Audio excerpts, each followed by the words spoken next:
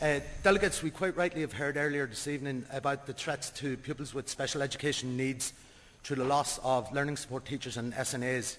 But the decision of the government towards the end of last year to postpone the implementation of the Education for Persons with Special Education Needs Act was the first attack on those most vulnerable group of children, those that need a little bit extra support in their education, pupils who have physical or learning disabilities who want to be educated in their local schools with their peers, their friends and their families.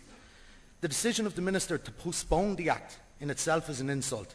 It's effectively saying that we will help you, but only when we can afford it. Delegates, I'd ask the question tonight, is there ever a time that we cannot afford to do that?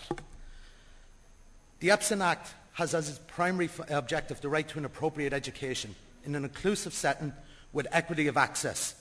It also provides the supporting rights of children to an assessment, to an individual education plan and to an independent appeals process.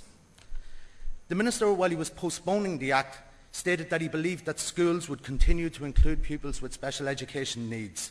Schools will try, teachers will try, but how they can achieve this aim and this vision while he continues to cut is beyond me. There's a statement that I've read recently that a vision without resources is nothing more than an hallucination. Delegates, to fully include all our pupils in our schools, we need learning support teachers. We need learning support teachers who have access to professionals in the Educational Psychology Services and the Educational Welfare Board. And these bodies need psychologists and welfare officers to work with our schools and our children.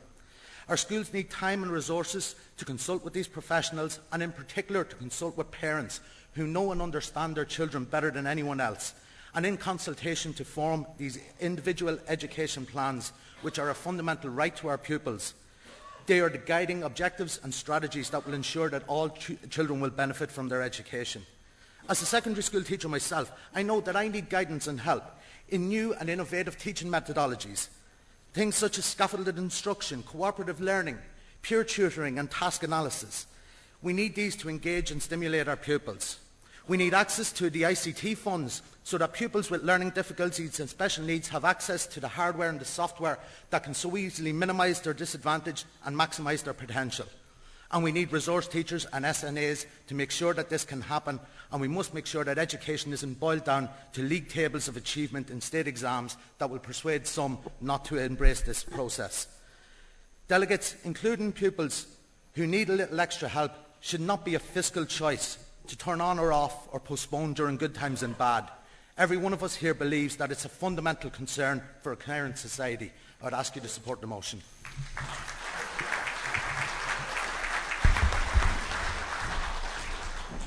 Thanks, Des. Is motion 87 formally seconded? The